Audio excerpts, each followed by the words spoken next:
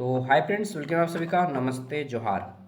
शुरू करने वाले हैं आज हम लोग MDC। ठीक है, ऐसे में कैसा दिखता हूँ जी?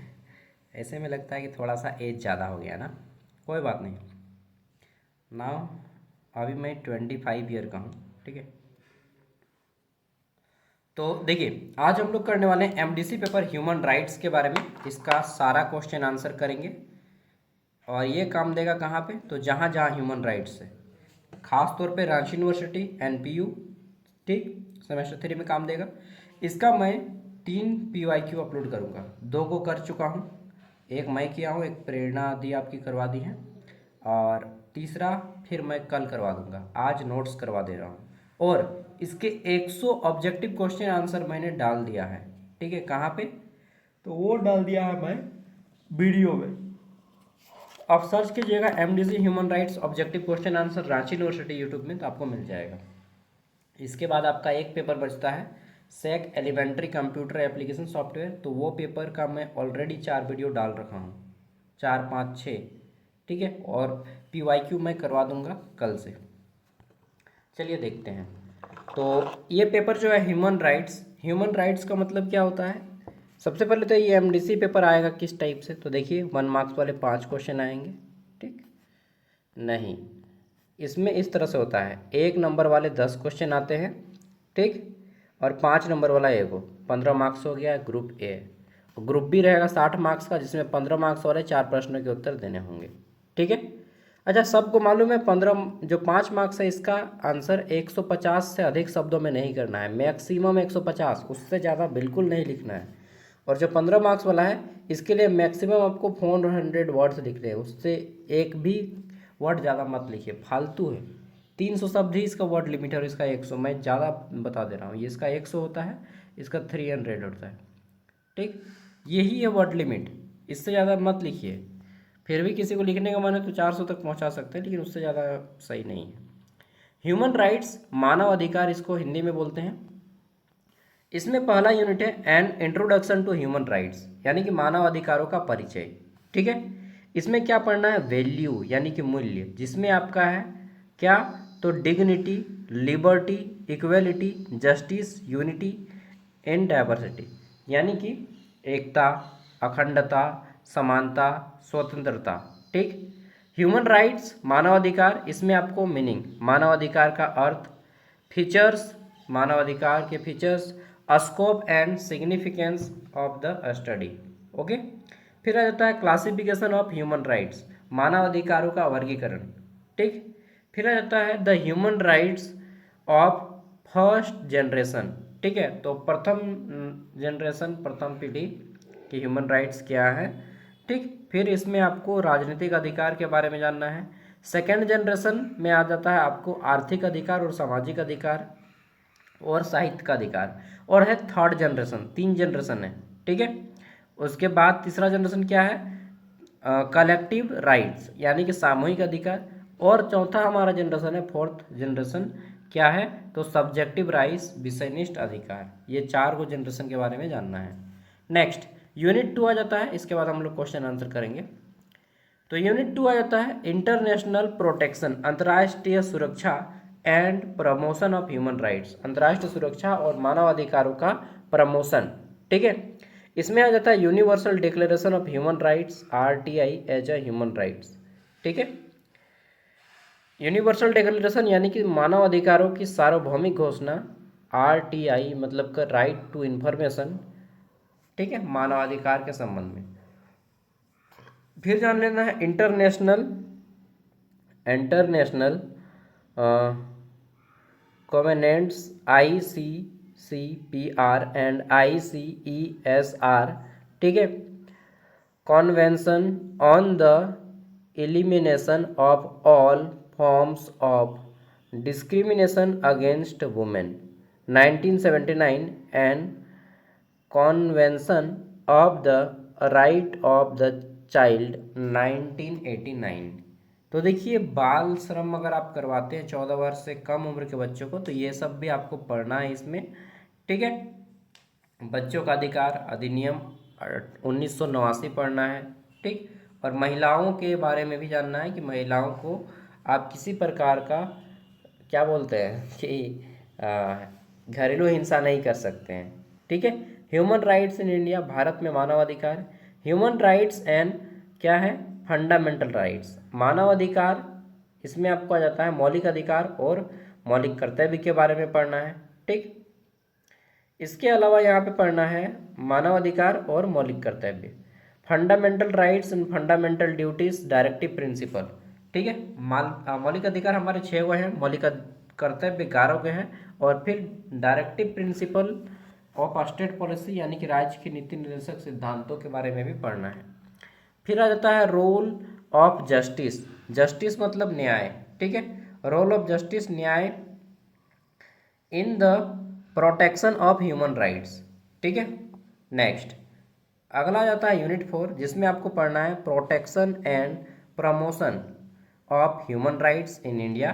ठीक है। भारत में किस तरह से मानवाधिकारों को सपोर्ट किया जाता है अलग अलग गवर्नमेंट एजेंसीज और एनजीओ के द्वारा। और झारखंड के बारे में भी आपको पढ़ना है, क्योंकि ये झारखंड का टॉपिक है, झारखंड के यूनिवर्सिटी से। Issue and concern in human rights. ठीक है। चलिए, तो इतना अगर आप पढ़ लेते हैं तो पूरा का पूरा ये आपका सिलेबस कंप्लीट होता है। यहाँ से अभी तक हम लोगों ने सिलेबस को जाना, अब हम लोग क्वेश्चन आंसर करते हैं। सबसे पहला क्वेश्चन, एक मिनट, पहला क्वेश्चन है हमारा, मानव अधिकार के मूल्य गरिमा, स्वतंत्रता, समानता, न्याय तथा विविधता में एकता की विस्तृत वर्णन करें। ठीक है। Explain in detail the core value of human rights, dignity, liberty, equality, justice and unity in diversity. ठीक है। मानव अधिकार, देखिए मानव अधिकार का मूल्य क्या क्या है। ठीक है। पहला है गरिमा, गरिमा पूर्ण जीवन। ठीक है, मतलब रिस्पेक्टफुल्ली जीवन। दूसरा है स्वतंत्रता, तीसरा है समानता, चौथा है न्याय तथा पांचवा है विविधता। ठीक है। विविधता में एकता, इन सब के बारे में हमको जानना है। तो देखिए, मानव अधिकार की संपूर्ण अवधारणा कुछ मूल्य है, कोर वैल्यू है। ठीक है, जो कि किसी भी समाज में जब कोई व्यक्ति रहता है तो ये सब आपको अधिकार होने चाहिए एक सम्मान पूर्वक जीवन जीने के लिए। ठीक है। ये मूल्य क्या क्या है, सबसे पहले आ जाता है गरिमा। गरिमा को हम लोग इंग्लिश में डिग्निटी बोलते हैं। गरिमा का मतलब क्या होता है, हम लोग बोलते हैं ना कि भाई एक आत्मसम्मान होता है। पंचायत मूवी देखें, पंचायत वेब सीरीज, उसमें क्या बोल देता है, एज होल। ठीक है, वो समझ लेता है। अच्छा, जो जो समझे हैं कमेंट में मत भूलिएगा, समझ गए हो। तो गरिमा मानव अधिकार का सबसे मूलभूत मूल्य है, यानी कि आपका क्या है, इसका अर्थ है कि प्रत्येक व्यक्ति को सम्मान पूर्वक जीने का अधिकार प्राप्त है। व्यक्ति की गरिमा उसकी पहचान, आत्मसम्मान और सामाजिक स्थिति से जुड़ी हुई है। ठीक है। किसी भी प्रकार का शोषण, अपमान या अत्याचार गरिमा का उल्लंघन है। उदाहरण के लिए बाल श्रम, मानव तस्करी, दास्ता, अगर आप किसी को बाल श्रमिक बनाते हैं। मानव तस्करी, बहुत से लोग आपने सुने होंगे कि वो लड़कियों का कारोबार करता है। ठीक है। दास्ता यानी कि लोगों को गुलाम बनाना, बाहर जाके बंधुआ मजदूर बनाना। गरिमा का संरक्षण सभी मानवाधिकार का आधार है, इसलिए भारत में गरिमापूर्ण जीवन जीने का यानी कि सम्मान पूर्वक जीने का अधिकार है। यह हमारा पहला मानव अधिकार है। ठीक। दूसरा आ जाता है स्वतंत्रता यानी कि लिबर्टी, आज़ादी जिसको हम लोग बोलेंगे। ठीक है। देखिए, स्वतंत्रता जो है व्यक्ति के विकास के लिए आवश्यक है। अगर आपके पास पूरा धन दौलत रहे, करोड़ों का धन दे देंगे, लेकिन बोल देंगे कि भाई आपको इस घर से बाहर नहीं जाना है। ठीक है, बोल दिया जाए कि आपको इस घर से बाहर नहीं जाना है, हम दुनिया में आपको सोने का कटोरा से खिलाएंगे लेकिन इस घर से बाहर नहीं जाने देंगे, तो आप बोलिएगा ए भाग यार। ठीक है, ऐसा जीवन क्या जिएंगे जिसमें हम सब कुछ खाएं लेकिन हमें सुंदरता ही ना मिले। मतलब सब कुछ मिलेगा आपको, दुनिया का हर एक ऐशो आराम। ठीक है, लड़की चारों ओर घूमेगी एकदम, चाहे लड़का वगैरह, एकदम खाना पीना ठाट बाट सब कुछ, सब कुछ सोने का एकदम। ठीक है, तो आपको इस घर के अंदर ही रहना है बस। तो ऐसा जीवन कोई नहीं जीना चाहेगा, स्वतंत्र जीवन जीना चाहेगा। ठीक है, तो स्वतंत्रता सबसे अधिक प्रिय वस्तु होती है मनुष्य के जीवन की। इसमें विचार, अभिव्यक्ति, अपने विचार मतलब आप जो सोचते हैं वो विचार, अभिव्यक्ति आप अपने बातों को रख सकें, आप अपने धर्म को मान सकें, अपनी जीवन शैली में स्वतंत्रता हो। ठीक है, स्वतंत्र व्यक्ति को अपनी पसंद के अनुसार जीवन जीने का अनुमति है।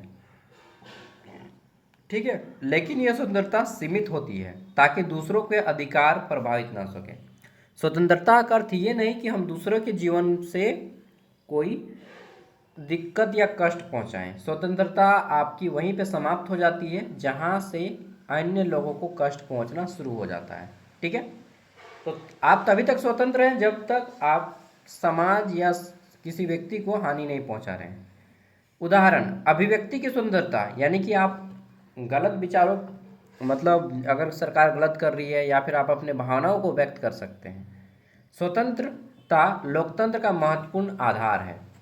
ठीक है, तो स्वतंत्रता व्यक्ति के जीवन का दूसरा मानव अधिकार है। बाकी आपको खुद से भी लिखना है। तीसरा आ जाता है हमारा समानता यानी कि इक्वलिटी। समानता का अर्थ है सभी के साथ समान व्यवहार, किसी भी प्रकार का भेदभाव स्वीकार नहीं करना, सभी व्यक्तियों को समान अवसर मिलना चाहिए। ठीक, चाहे वो किसी भी लेवल का हो। यह सामाजिक न्याय की नींव है। उदाहरण के लिए शिक्षा और रोजगार में समान अवसर देना। समानता के बिना लोकतंत्र क्या है, अधूरा है। ठीक है, और आप इन सब में भी बोल सकते हैं, ये सभी टॉपिक में बोल सकता है कि किसी को जाति के आधार पे, धर्म के आधार पे, ठीक है, उसके रंग के आधार पे, ठीक, गांव और शहर के आधार पे या अमीर और गरीब के आधार पे आप उसका भेदभाव नहीं कर सकते। ठीक है, ये सब आपका मानव अधिकारों का उल्लंघन करता है। न्याय, अब न्याय में क्या है कि संतुलन होना बहुत जरूरी है। तो यह सुनिश्चित करता है कि सभी को उनके अधिकार प्राप्त हों। न्याय में कोर्ट आ जाएगा, कोर्ट बताता है कि सबको उनका अधिकार मिल सकता है। सामाजिक, आर्थिक और राजनीतिक न्याय आवश्यक है। न्यायपालिका इसका प्रमुख माध्यम है। अन्याय समाज में असंतुलन पैदा करता है। ठीक, और अन्याय मानवाधिकारों की रक्षा का मुख्य साधन भी है। विविधता में एकता, यूनिटी इन डाइवर्सिटी। ठीक है, विविधता में एकता, यूनिटी यानी कि हम सब भारतीय, देखिए तो भारत के हर राज्य की भाषा अलग है, हर राज्य का लगभग आदमी थोड़ा अलग दिखेगा। ठीक, फिर भी हम में एक एकता है, वह क्या है, भारतीय, हम भारतीय हैं। यह मूल्य विविधता में एकता के बावजूद हमें एक बनाए रखती है। भारत जैसे देश में अत्यंत महत्वपूर्ण है। यह सहिष्णुता और भाईचारे को बढ़ावा देता है। विभिन्न संस्कृति, हर एक राज्य का अपना लोक नृत्य है, अपना भाषा है, अपनी संस्कृति है, अपने कपड़े हैं, अपने खान पान है। ठीक है, फिर भी हम में क्या है, एकता है। यह सामाजिक समरसता बनाए रखता है और विविध समाज को समृद्ध बनाता है। फिर भी हम में एकता है। लास्ट में आपको निष्कर्ष बता देना है कि ये सब हमारे जीवन में आवश्यक है, इसके बिना मानवाधिकार अधूरा है। ठीक है, अगला क्वेश्चन है मानवाधिकार की परिभाषा दीजिए, इसकी विशेषताएं, क्षेत्र तथा इसके अध्ययन के महत्व के बारे में विस्तार से बताइए। ओके, तो देखिए मानवाधिकार का मतलब क्या होता है। मानवाधिकार वे अधिकार हैं जो व्यक्ति को मानव होने के नाते बचपन से प्राप्त होते हैं। ठीक है, यह अधिकार सार्वभौमिक है, मतलब सभी को मिलने वाला अधिकार है पूरे विश्व में, और अपरिहार्य होते हैं। अपरिहार्य मतलब यह कंपलसरी है, अनिवार्य है, सभी को मिलेगा ही मिलेगा। इसका उद्देश्य व्यक्ति के संपूर्ण विकास को सुनिश्चित करता है, समग्र विकास, होलिस्टिक डेवलपमेंट को बढ़ाता है। विशेषताएं क्या हैं, सार्वभौमिकता, सभी के लिए समान। ठीक, अविभाज्यता जो है सभी अधिकार से जुड़े हुए हैं, यानी कि हम सब एक दूसरे अधिकार से जुड़े हुए हैं। यह अपरिहार्य यानी कि छीने नहीं जा सकते हैं। ये जो मनुष्य के मिलने वाले अधिकार हैं, समानता, स्वतंत्रता, गरिमापूर्ण जीवन, ठीक है, ये सब किसी से छीना नहीं जा सकता है। समानता सभी को समान अधिकार देता है। स्वतंत्रता सभी को समान स्वतंत्र रहने का अधिकार देता है। ठीक, गरिमा पूर्ण जीवन जीने का अधिकार देता है। ये सब के बारे में बताइएगा। क्षेत्र क्या है मानवाधिकार। मानवाधिकार एक व्यापक अवधारणा है, मतलब एक बहुत बड़ा टॉपिक है। इसके अंतर्गत नागरिक अधिकार भी आते हैं जो आम नागरिकों को मिलते हैं। इसके अंदर राजनीतिक अधिकार भी आते हैं जैसे कि वोट देने का अधिकार। इसके अंदर आर्थिक अधिकार भी आते हैं, यानी कि कोई भी व्यक्ति अपना पसंद का व्यवसाय चुन सकता है। इसके अंतर्गत सामाजिक अधिकार भी आते हैं, यानी कि हर व्यक्ति समाज में अपने तौर तरीके से रह सकता है। इसके अंतर्गत सांस्कृतिक अधिकार भी आते हैं, यानी कि हर व्यक्ति अपनी संस्कृति को पालन कर सकता है, अपनी भाषा को बोल सकता है। ये सभी मनुष्य के महत्वपूर्ण क्या हैं, तो संपूर्ण जीवन को सुनिश्चित करने के लिए मानव अधिकार हैं। ठीक है। नेक्स्ट, अध्ययन का महत्व क्या है। अगर आप मानव अधिकार को पढ़ते हैं तो व्यक्ति जागरूक बनता है। कल दिन आप ससुराल जाइएगा शादी होके, आपको कोई क्या करेगा, कोई शोषण नहीं कर पाएंगे। और बॉयज़ लोग देखिए, आप लोग भी अपनी वाइफ को ये सब मत कीजिएगा, ठीक है, मार पीटी। हालांकि आप लोग नहीं करेंगे, समझदार आदमी हैं, सब ग्रेजुएट मतलब 12th पास है ना जी सब कोई, और मॉडर्न है, तो जान लीजिए अगर आप करते हैं तो फिर भाई non violence sorry domestic violence का केस लगा देगी भाई। ठीक है, चलिए ये सब नहीं करना है, मैं भी नहीं करूँगा। शोषण के खिलाफ सुरक्षा, जब भी कोई मुद्दा किसी पे कॉन्फ्लिक्ट हो तो बातचीत करके सुधारना चाहिए। ठीक है। शोषण किसी भी व्यक्ति का न करें, चाहे वो घर का हो चाहे वो बाहर का हो। लोकतंत्र को मजबूत करना, ये भी इसका है एक मुद्दा। और सामाजिक न्याय स्थापित करना, ये सब है मानव अधिकार को पढ़ने का उद्देश्य। ठीक है। बाकी महत्व लिख दीजिएगा कि ये सब हमारे समाज के हॉलिस्टिक यानी कि समग्र विकास को बढ़ावा देते हैं। मानव अधिकार का वर्गीकरण कीजिए। तो देखिए, मानव अधिकार अलग अलग प्रकार का होता है। अभी हम लोगों ने पढ़ा 6-7। पहला है नागरिक अधिकार, दूसरा है राजनीतिक अधिकार, तीसरा है यहाँ पे आर्थिक अधिकार, चौथा है सामाजिक अधिकार, पांचवा हम दे देंगे सांस्कृतिक अधिकार। इसमें भाषा संबंधी अधिकार भी दे दीजिएगा। ठीक है, और लास्ट में निष्कर्ष। नेक्स्ट, मानव अधिकारों की विभिन्न पीढ़ियां कौन सी है। तो देखिए, अभी हम लोग 4 पीढ़ी पढ़े मानव अधिकार के बारे में। ठीक है, first generation, second generation, third generation, fourth generation. तो मानव अधिकार का विकास समय के साथ हुआ है। इन्हें समझने के लिए क्या करना होगा, तो इन्हें विभिन्न पीढ़ियों में विभाजित किया गया है। ठीक है, कुल कितनी पीढ़ी है, 4 पीढ़ी।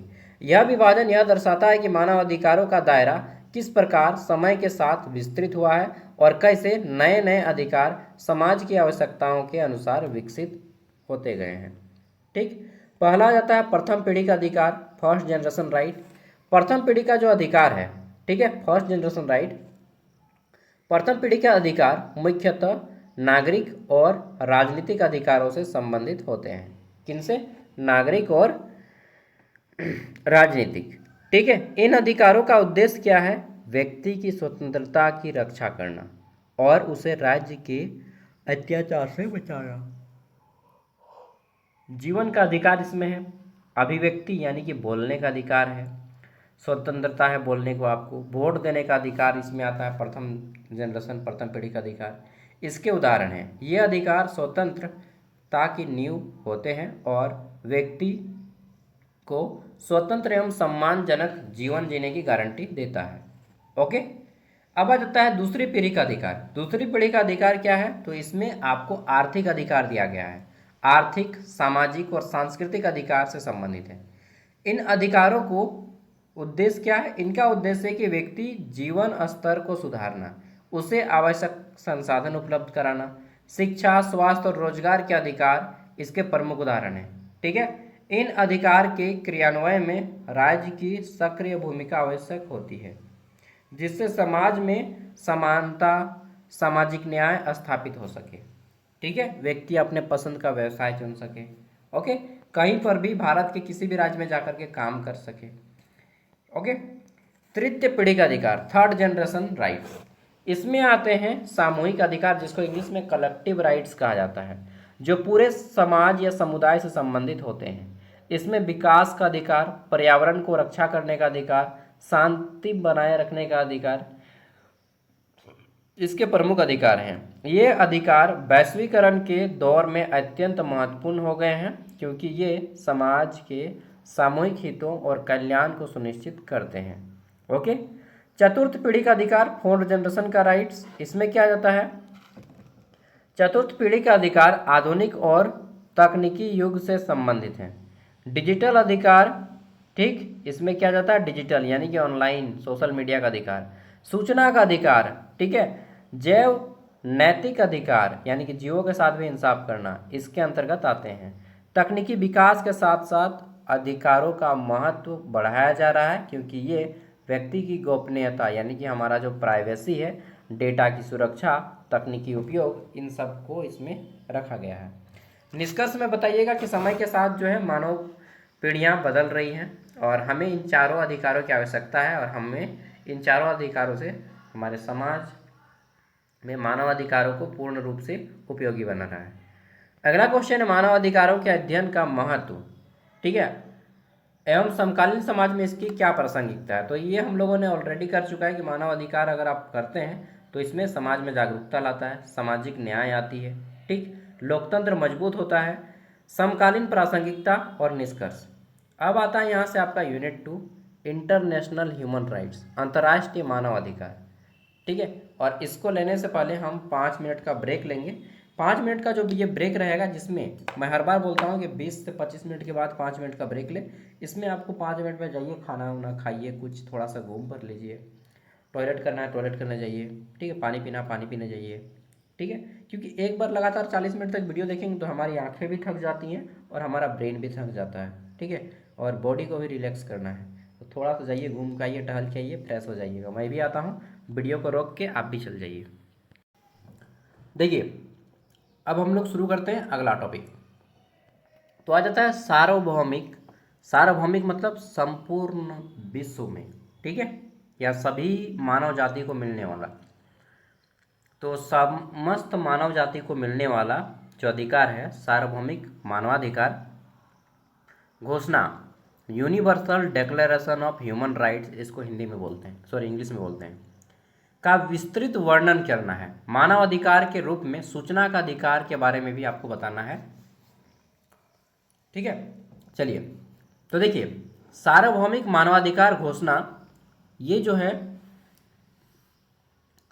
एक महत्वपूर्ण दस्तावेज है, डॉक्यूमेंट है, रिटन डॉक्यूमेंट है, लिखित दस्तावेज है कानून की तरह, जो कि 10 दिसंबर 1948 को, कब, 10 दिसंबर 1948, भारत आज़ाद हुआ था 1947, उसके एक साल बाद 10 दिसंबर 1948 को संयुक्त राष्ट्र संघ के महासभा द्वारा, ठीक है, इसको तैयार किया जाता है। इसका मुख्य उद्देश्य विश्व के सभी व्यक्तियों को बुनियादी अधिकार देना है।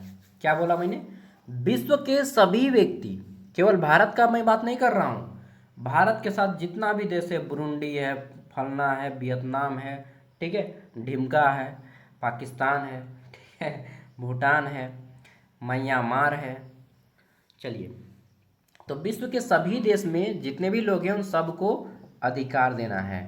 ये कब हुआ, 10 दिसंबर 1948 को ये लागू किया जाता है। किसके द्वारा, यूनाइटेड नेशन के द्वारा, संयुक्त राष्ट्र संघ के द्वारा, यूनाइटेड नेशन ऑफ ऑर्गेनाइजेशन।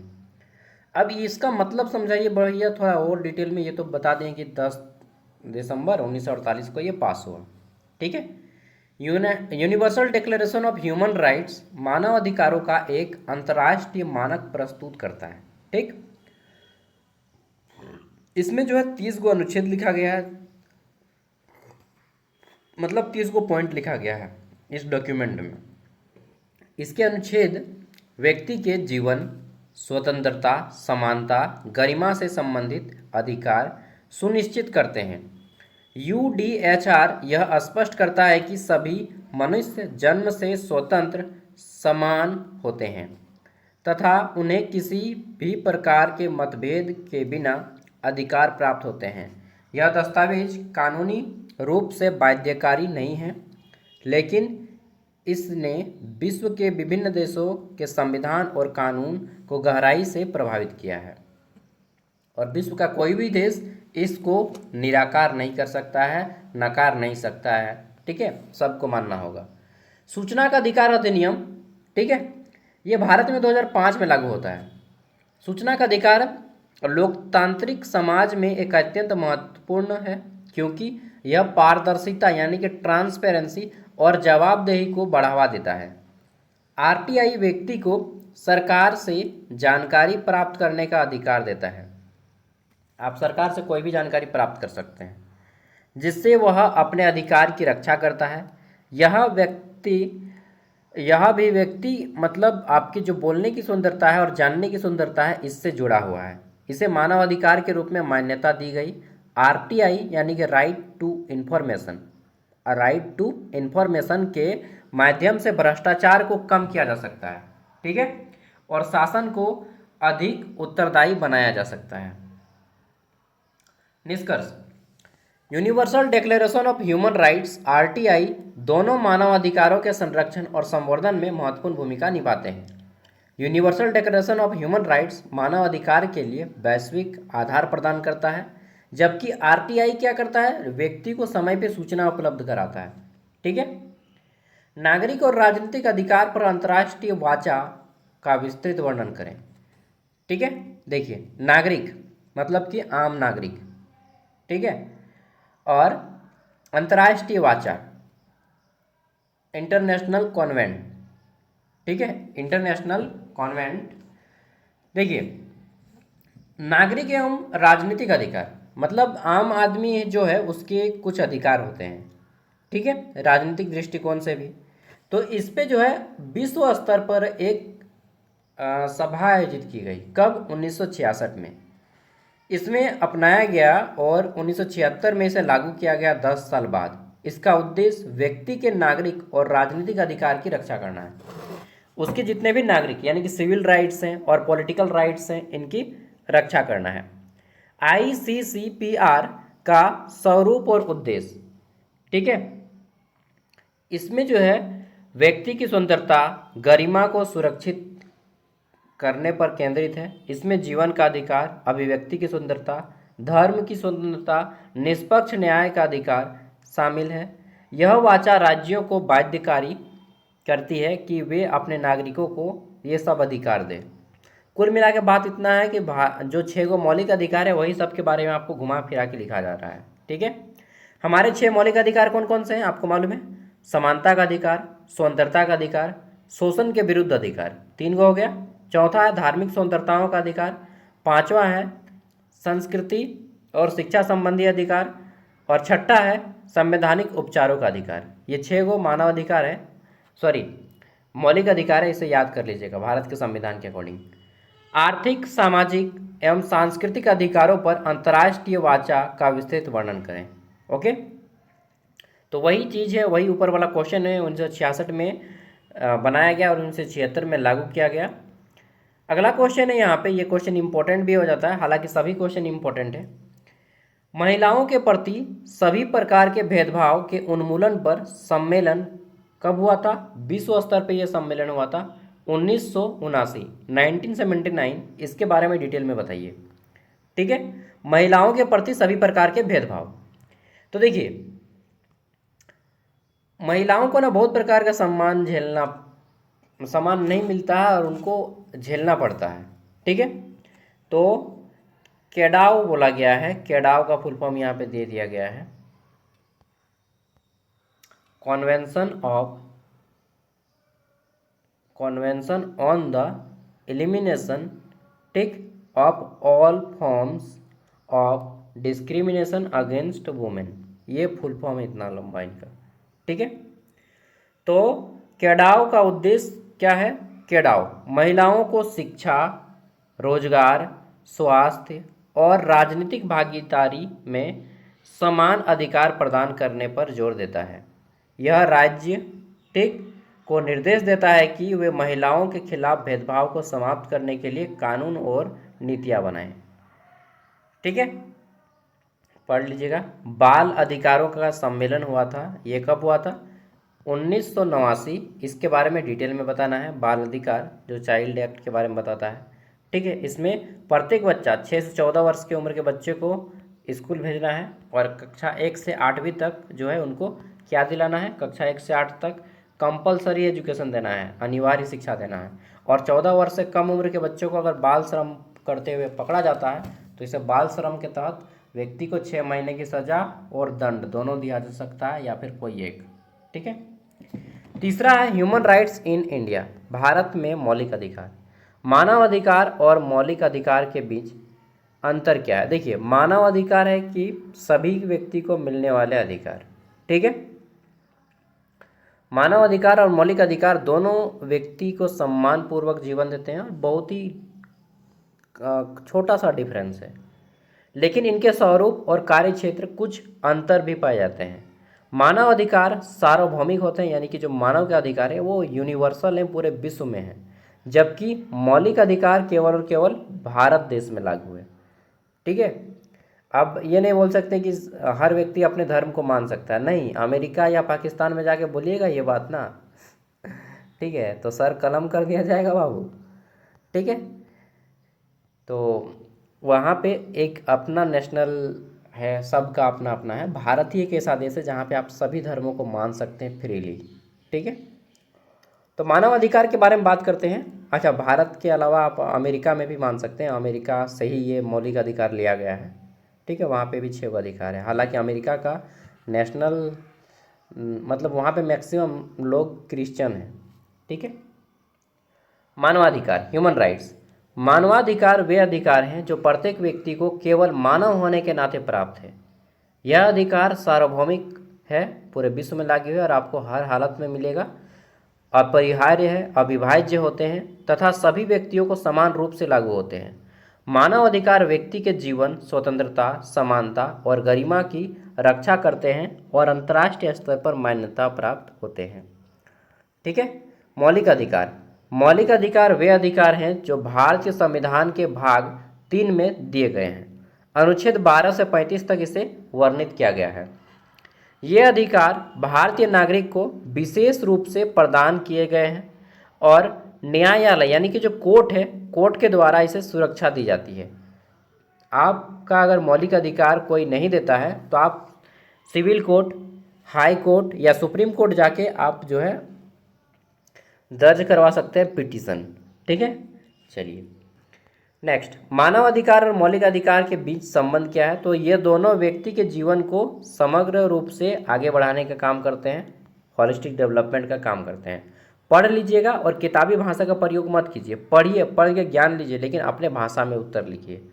मौलिक अधिकार और मौलिक कर्तव्य और राज्य के नीति निर्देशक तत्व के बीच में बताइए। देखिए, इसको बोलते हैं डीपीएसपी। क्या बोलते हैं? DPSP, directive principle of state policy. यह आयरलैंड जो एक देश है, आयरलैंड देश, उसके संविधान से लिया गया है और भारतीय संविधान में रखा गया है। ठीक है, तो यहाँ पे क्या क्या पूछा गया है? मौलिक अधिकार, मौलिक कर्तव्य और राज्य के नीति निर्देशक तत्व। तो मौलिक अधिकार के तो बारे में मालूम है, भारत के संविधान में 6 मौलिक अधिकार प्रदान किए गए हैं। अभी मैंने 6 मौलिक अधिकार के बारे में बात किया है।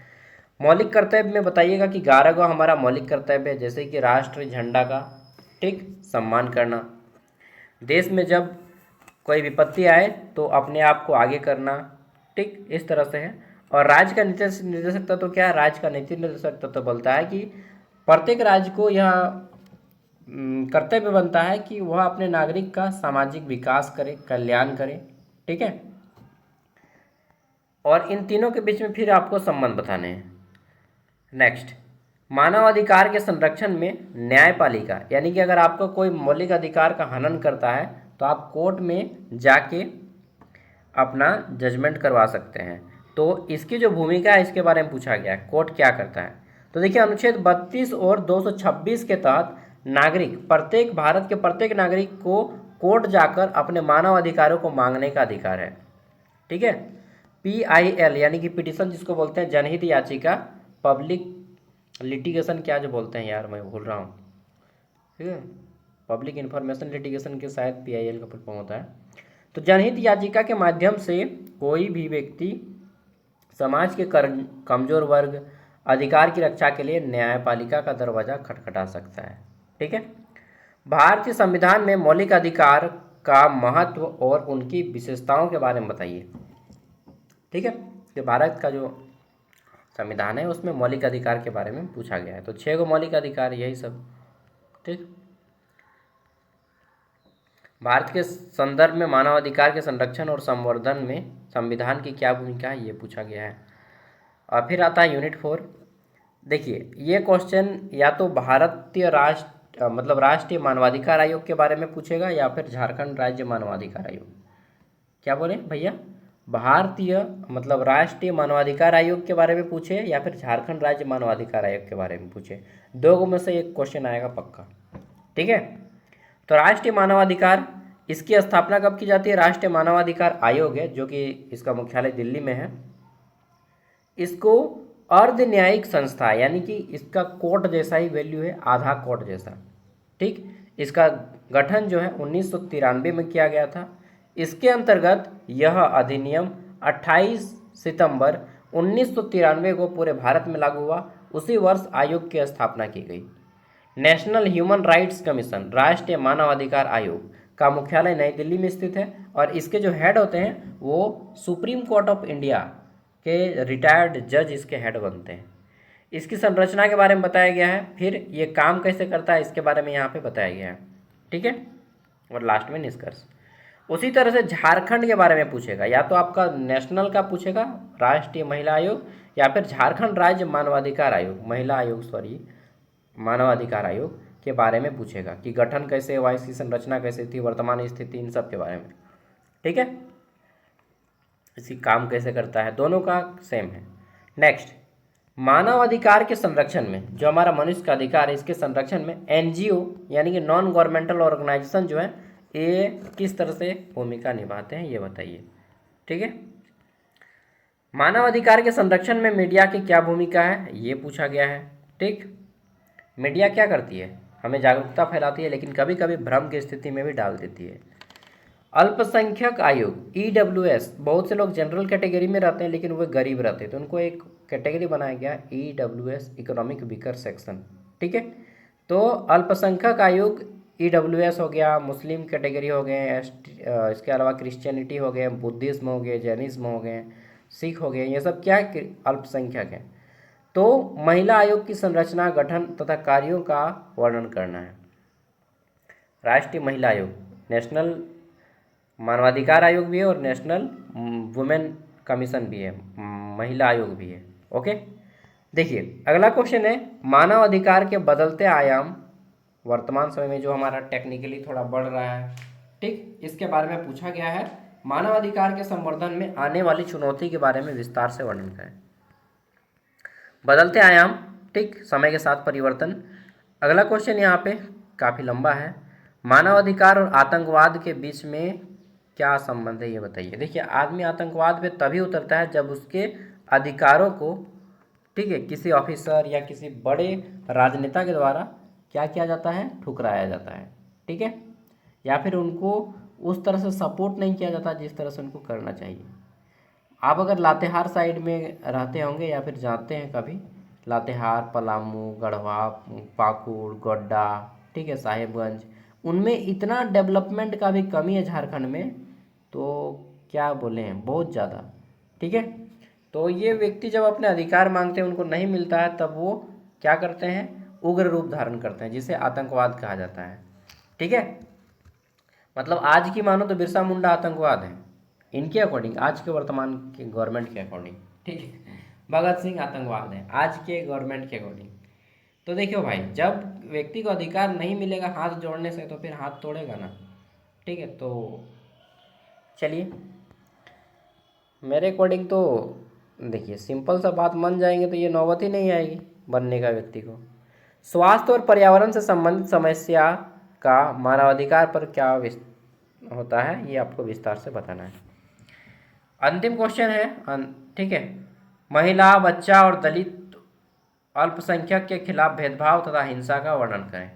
तो यहाँ से हमारा कंप्लीट हो जाता है। अच्छा, और एक क्वेश्चन है यार, बाल श्रम और बंधुआ मजदूरी की समस्या, इसके बारे में पूछा गया है। ख़त्म। ये 49 पेज का PDF है, बनाने में इसको हमको लगभग 40 मिनट लग गया, और ये 49 पेज का PDF आपको वीडियो का डिस्क्रिप्शन में फ्री में मिलेगा। बट अगर आप ज्ञान सागर ऐप इंस्टॉल नहीं किए तो इंस्टॉल कर लीजिए, वहाँ पे सभी पेपर का नोट्स मिलेगा। इवन सेमेस्टर 4 का भी सभी पेपर का नोट्स अपलोड है, सेमेस्टर 5 का भी सभी पेपर का नोट्स अपलोड है, सेमेस्टर 6 का भी अपलोड है, 7 का अपलोड कर देंगे, 8 का कर देंगे। सिर्फ 60 रुपया में ये सब आप एक्सेस कर सकते हैं 4 साल तक पूरा। ओके दोस्तों, बाय, जोहार, टेक केयर, मिलते हैं अगली वीडियो में। और PYQ वीडियो सब देख लीजिएगा, यूट्यूब पे ऑलरेडी अपलोड है।